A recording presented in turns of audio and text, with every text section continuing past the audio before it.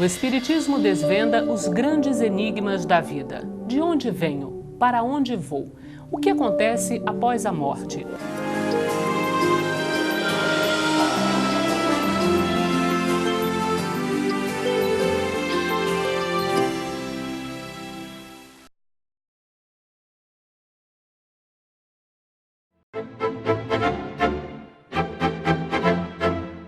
Começa agora o programa Transição, a visão espírita para um novo tempo. Hoje temos a alegria de receber mais uma vez Raul Teixeira. Bem-vindo, Raul. Muito obrigado. Raul, hoje mais uma vez temos uma relação de perguntas aqui encaminhadas pelos nossos telespectadores e a gente gostaria que você nos auxiliasse nos esclarecimentos. Um dos nossos telespectadores pergunta: de onde vêm para o homem as suas tendências boas ou más, Raul? Essas tendências decorrem das suas vidas pregressas. Na visão do Espiritismo, nós não estamos na Terra por primeira vez e possivelmente não estejamos pela última vez. Todos proviemos de múltiplos passados, como Jesus Cristo nos lembrou no Evangelho de João, no capítulo 14, que há muitas moradas na casa do Pai, e se não fosse assim, ele já nos houvera dito, nós todos proviemos dessa marcha incessante em prol da evolução, em busca da evolução, pelos variados planetas. Estamos na Terra num mundo que se caracteriza pelas provações e as expiações.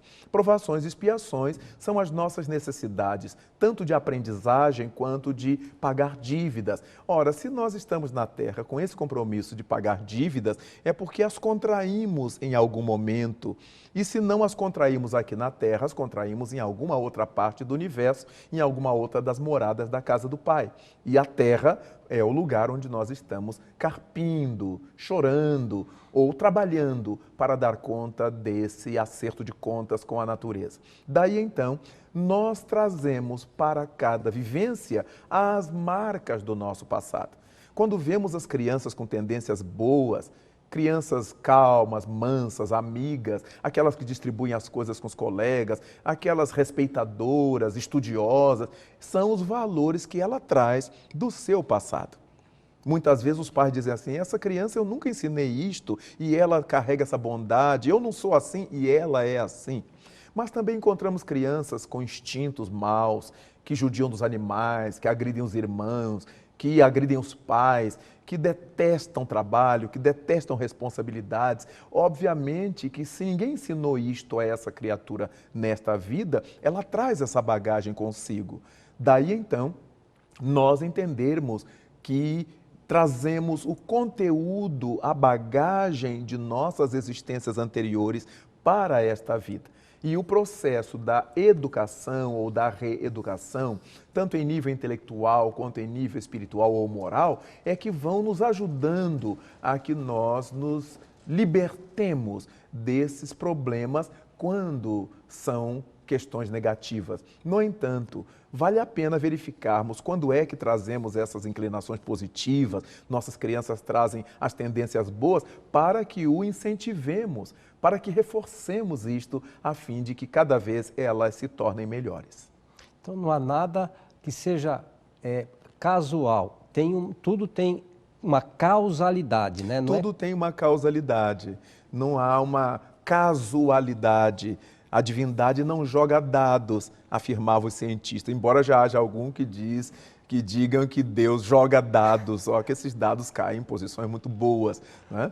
Então é muito importante saibamos que a vida é tão perfeita que as coisas estão como num tabuleiro de xadrez, devidamente ajustadas, e uma peça vai dobrando a outra na medida em que nós vamos evoluindo, aquelas de mais valor vão eliminando as de menor valor, vamos tirando da própria alma o peso, o remorso, o complexo de culpa, por meio do trabalho, da prática do amor, do amor ao próximo, como propôs Jesus Cristo. Então, nós estamos na Terra com essa finalidade. Não é para sofrer, não é para chorar, não é para pagar pecado. Nós estamos aqui na Terra para evoluir. No entanto, para evoluirmos, temos que atravessar determinados caminhos. Se estamos aqui nesta cidade e vamos para uma outra cidade, nosso destino é chegar a outra cidade. Mas teremos que suportar o engarrafamento, teremos que pegar uma estrada em obras, teremos que atravessar rios, mares, teremos um monte de atribuições para alcançarmos o nosso objetivo. O objetivo da alma é a evolução, é o progresso. E aqui na Terra nós temos que enfrentar todas essas estradas, todos esses caminhos, todas essas lutas para alcançarmos o nosso desiderato. Qual é a visão espírita sobre o casamento religioso? Porque no espiritismo também não há o casamento religioso. Sim, por causa de interpretação. Para o espiritismo, o casamento não é um papel que se assina. O casamento é um sentimento que se tem. A partir do momento que duas pessoas se amam e se respeitam e decidem por uma vida em comum, elas têm condições de formalizar esse casamento diante das leis do mundo. O casamento intimamente já se deu quando uma pessoa se dá a outra, quando uma pessoa pede a outra em casamento, quando uma pessoa se decide por viver com a outra e em regime de comunhão de vida, elas se unem debaixo de um mesmo teto ou não. Desse modo, a doutrina espírita propõe que, como Jesus propôs, que a gente dê a César o que é de César. Então, vamos cumprir o que a legislação estabelece, não porque o casamento da alma tenha necessidade disso, mas porque nós vivemos numa sociedade e que essa sociedade é regida por leis, para que a nossa nova família constituída, para que esse casal que constituirá uma nova família, passe a ter os direitos sociais, passe a se enquadrar dentro dos direitos e deveres sociais, passe a ser respeitado pelo Estado constituído, passe a ser vista pelo Estado como uma família, como uma instituição familiar. Então, é por isso que nós respeitamos a lei de César, a lei humana, e vamos até a autoridade que representa o Estado, o juiz, para que ele formalize a nossa cerimônia esponsalícia, a nossa cerimônia de casamento. Nada mais natural. E Raul, uma outra questão é sobre os embriões congelados. Um embrião congelado já constitui vida, está nele já ligado um espírito? Nós aprendemos na doutrina espírita que não são todos os corpos para os quais são destinados espíritos. Mesmo na gestação comum, muitas vezes a mulher está gestando um embrião que ainda e que não tem espírito ligado a ele. E dali a pouco ela perde. Dali a pouco, aquele embrião não sobrevive. No entanto, há situações em que o espírito é ligado ao embrião e, por razões naturais da causa e efeito, problemas orgânicos da mãe, problemas do serzinho, da má formação, tudo isso atrelado às suas bagagens, e ela perde também o bebê. E o bebê perde o corpinho, perde a oportunidade naquele momento. Então, há embriões nos quais há espíritos vinculados e há embriões nos quais não há espíritos vinculados. Temos aprendido com os nobres guias, nossos benfeitores espirituais, que há muitas entidades sofredoras no mundo dos espíritos, as quais os benfeitores vão procurar e lhes fazer propostas, se elas gostariam de vir à Terra para servir, por exemplo, ao progresso da ciência, para ajudar no progresso da ciência. Elas se reencarnariam num desses embriões, por exemplo, e esses embriões estariam submetidos ao sufrágio da ciência, o que a ciência quisesse fazer.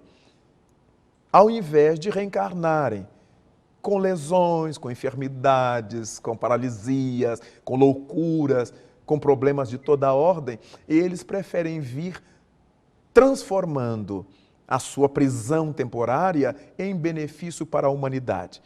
Da mesma maneira que os pesquisadores no passado iam às penitenciárias propor aos internos penais que quisessem participar da experiência, eles teriam uma diminuição de pena ou a liberação da pena, também no mundo dos espíritos. Se eles colaboram com o progresso da humanidade, eles recebem benefícios em função disto. Alguns desses espíritos chegam a receber benefícios de poder reencarnar. Então, são embriões que são colocados em algumas mulheres para que a vida prossiga e eles ganhem essa oportunidade. Por terem colaborado com a ciência, eles se privam de muitos sofrimentos com a reencarnação. Então, há outros que, depois de muito tempo presos ao embrião, que serviu à ciência, congelados, eles são atirados fora. E ocorre o processo do desligamento, como ocorre o processo da morte comum entre nós aqui na Terra. De maneira que é algo bastante interessante, digno de ser estudado por nós, os espiritualistas de maneira geral, e pelos espíritas em particular. Mas não são todos os embriões que há espírito a eles vinculados. No entanto, muitos desses embriões têm espíritos vinculados. Agora, nesse sentido ainda, Raul, a gente vê, tem certas mães que querem muito a maternidade e acabam perdendo seus filhos, né? Às vezes ainda no período de gestação, ou às vezes numa tenra idade, ainda há 2, 3 anos, acabam desencarnando, e até pais têm filhos jovens, 18, 20 anos, que acabam desencarnando por esse motivo, por aquele outro. Existe alguma, vamos dizer assim, prevenção de Deus contra essas pessoas? Isso é um acaso ou também isso tem uma causa definida, Raul? Quase sempre, Coelho, aqui na Terra, nós tratamos a morte como se ela fosse uma coisa muito especial. Então, nós não podemos colocar como se Deus, ao fazer alguém desencarnar ou permitir a desencarnação, estivesse tramando contra, porque morrer é lei da vida. Não tem esse sentido no Espiritismo de nós pensarmos que Deus está punindo uma família ou uma pessoa com a morte. Naturalmente que não. A morte é a consequência do desgaste dos órgãos quando ela vem de maneira natural.